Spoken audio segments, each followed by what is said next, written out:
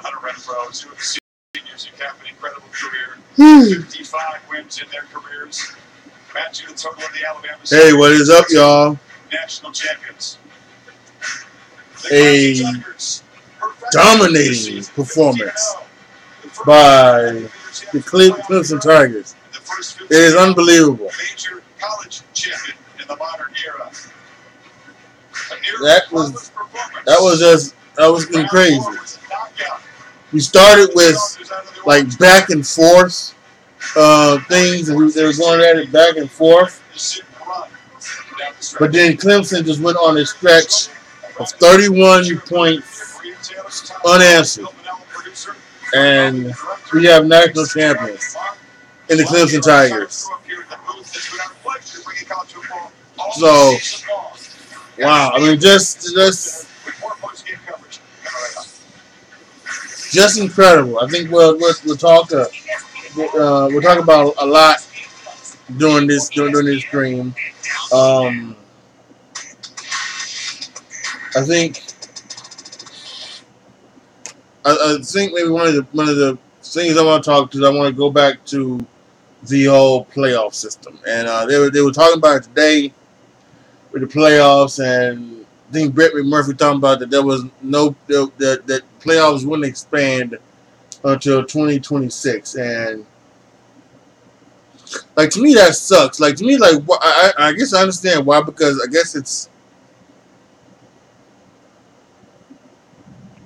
also have to do with the TV contracts. But I mean, really, like, shouldn't they do something that you say, okay, this is good, but this 4 is not working. Let's end this so that maybe by 2021, 2022, we can get back into we can get into an 8-team playoff. But that's ridiculous. And really, those that still think that 4 is good, you just don't know what you're talking about. You really don't. It has to be an 8-team playoff. And actually, at the very least, it actually should be a 16-team playoff, where the 10 conference winners make it, and then you have 6 wild cards. That's actually what it should be. But let's just go with the 8 right now, where we have the 6 at the Power 5 making it, and then we have 3 wild cards. So that. But listen, I think what happened with Georgia, with Texas, and and everything like that, that doesn't appear that a championship belt on the field. Clemson. So they are wanting to be champions, and they are. So absolutely good for them.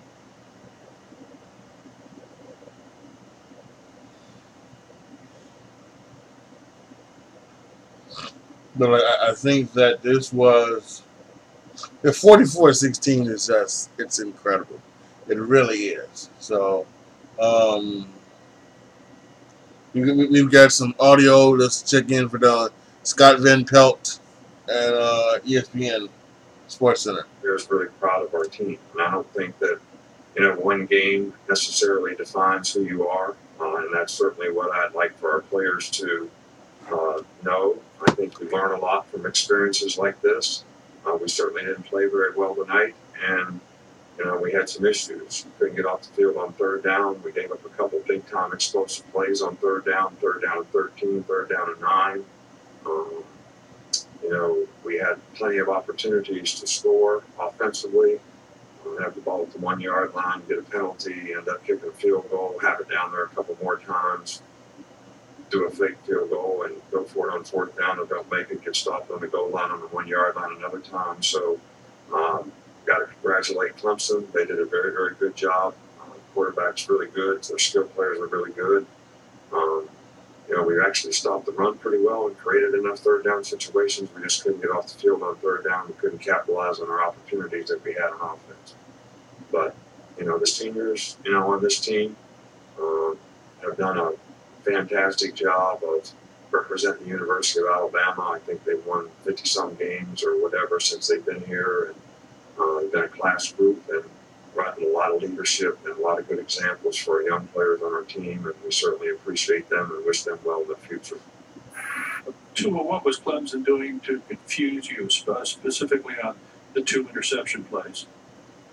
No, I don't think it was anything that they were doing that stopped us. That was totally a bad decision, a poor decision on my part. I just think we came out and, we were killing ourselves. We shot ourselves in the foot, by me throwing that interception for a touchdown and then, not finishing drives the way we wanted to. It just didn't go the way we wanted to.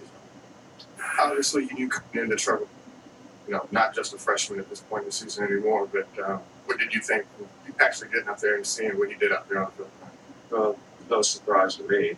I think he's played extremely well all year long.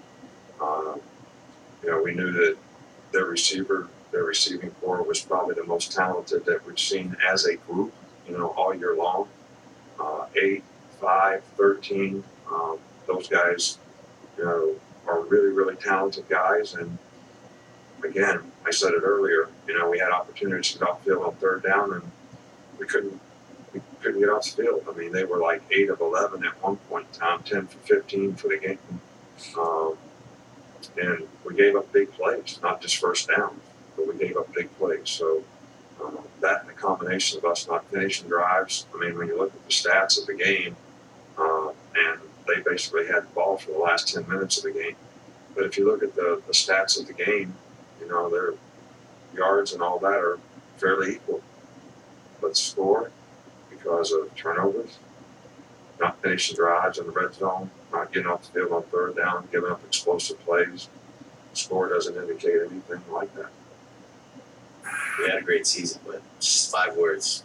Good is not good enough. We didn't finish the way we wanted to finish. We didn't do the things we needed to do to execute and be successful in this game. That's all it is. One thing that had not happened during Nick Saban's tenure in T-Town was a blowout loss, and it happened in stunning fashion tonight under the brightest lights against a team that, as I spoke with Reese Davis on Sunday, is in every respect during this last 4-year window Alabama's equal. Tonight, they were not Alabama's equal. They were far superior. The Ford post-game now.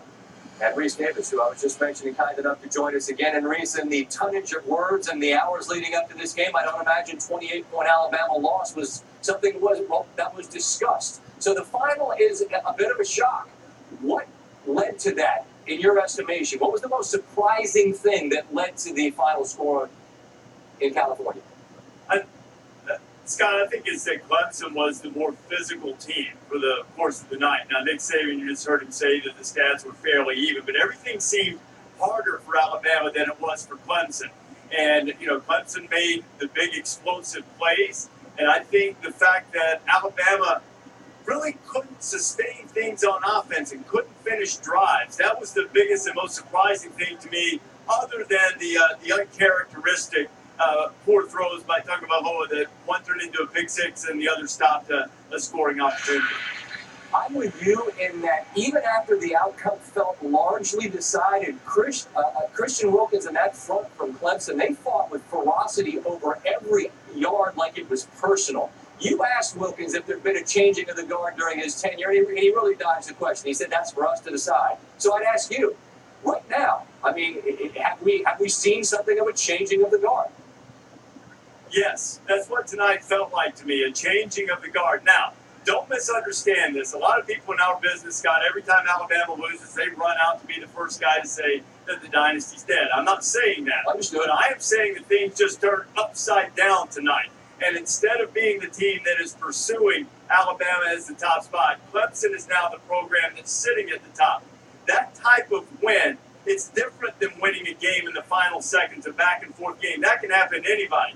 When you come in and dominate a championship game against a quality opponent like that, you get the spoils. And to me, Clemson tonight became the premier program at the moment in college football. And I agree with everything you just said, which isn't surprising because you and I are often on the same page. And I would just add, because there's a 19-year-old who's their quarterback who, by rule, has to stay in college for 2 more seasons. And the skill position guys are all sophomores and freshmen. Now, I understand that they lose some guys up front. But, I mean, we're talking about a true freshman in Lawrence that you just don't do that to Nick Saban. What'd you make of the freshman's performance, the quarterback?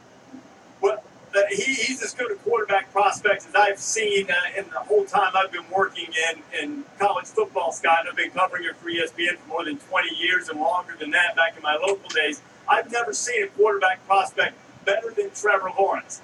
Haven't seen a guy play better on a big stage than Trevor Lawrence did tonight after he settled down.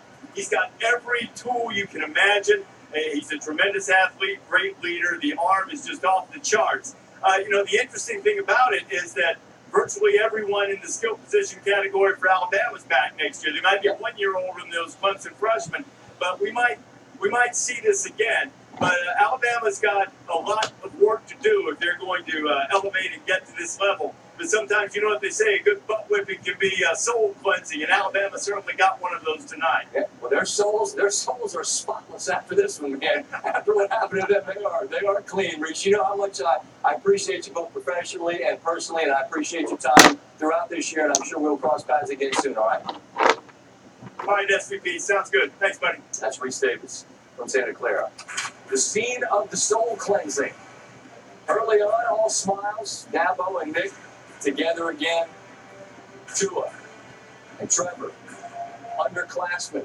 We might run this back. Early on, a bit of a shock. Tua, pick 6. A.J. Terrell is able to take this 44 yards for the touchdown very early for a surrendered Cobra, was pointed out.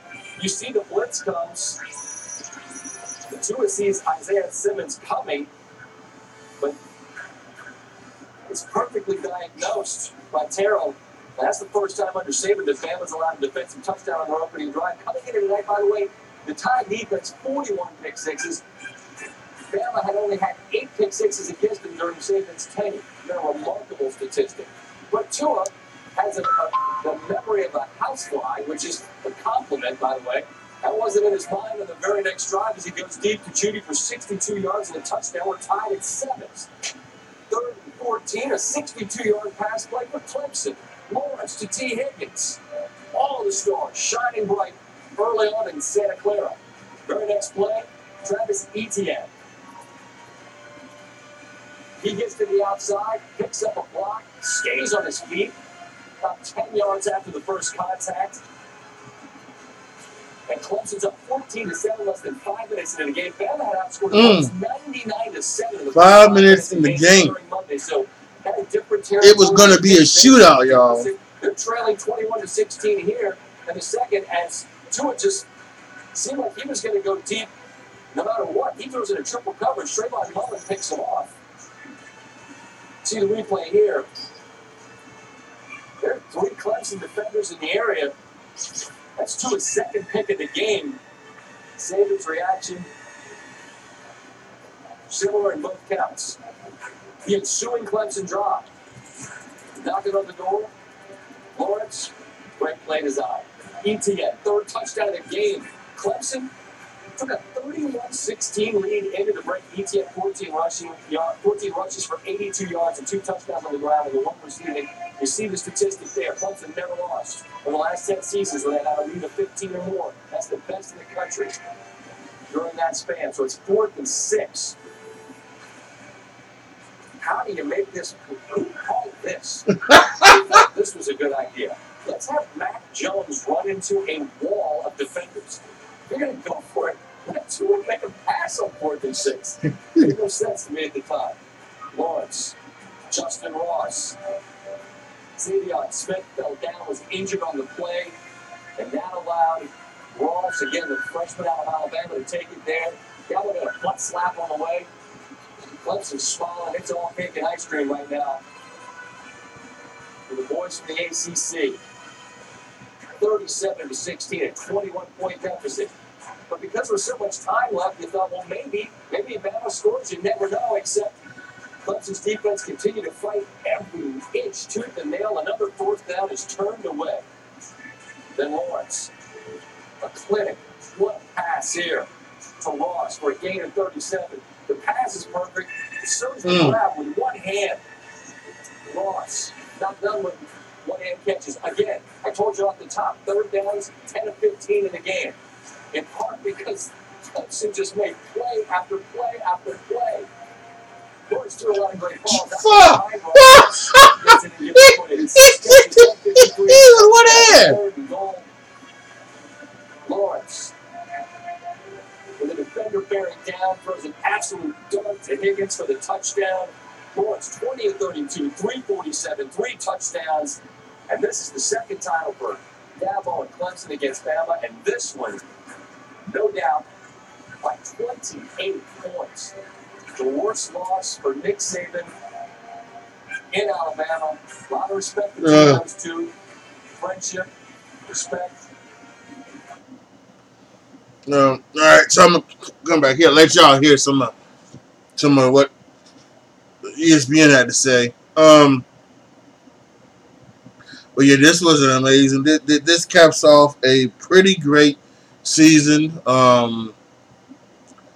We went into the college football playoff with 3 undefeated teams: Alabama, Clemson, and Notre Dame. We end with for the first time in over 100 some odd years, a 15-0 team, Clemson Tigers, and it was awesome. And Alabama put a beating on Oklahoma, and then of course Clemson beat down my Notre Dame Fighting Irish. I just don't. Yeah, I'm not sure.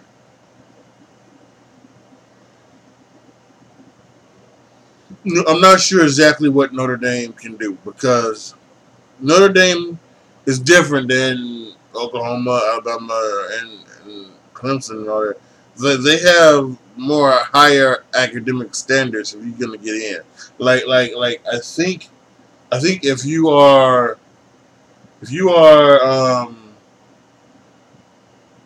I'm not sure, but I think there are things where, like, you can have to get, like, you may have to get, like, like 3.5 or something like that for your GPA or something like. A lot of other schools like Northwestern, Duke, Stanford, I think they have, they have that, that type of standard as well. But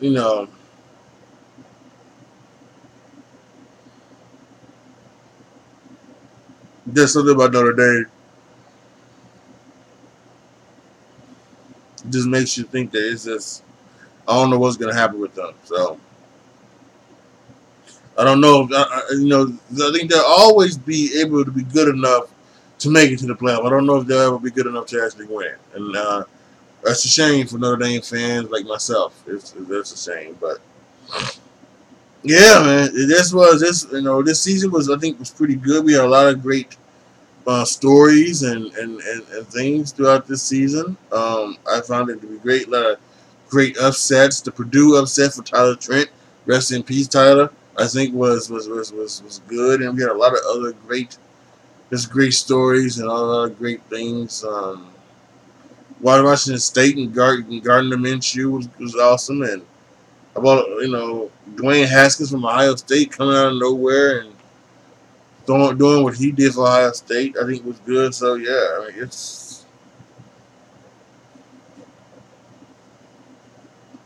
I think it's going to be. I think this was a pretty good year. I think this was a pretty good year. So,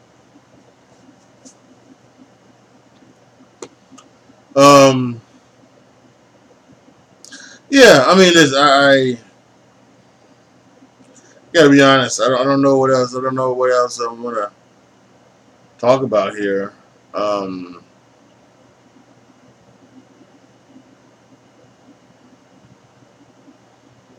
To be honest, I was trying to keep my eyes on the game, but I couldn't.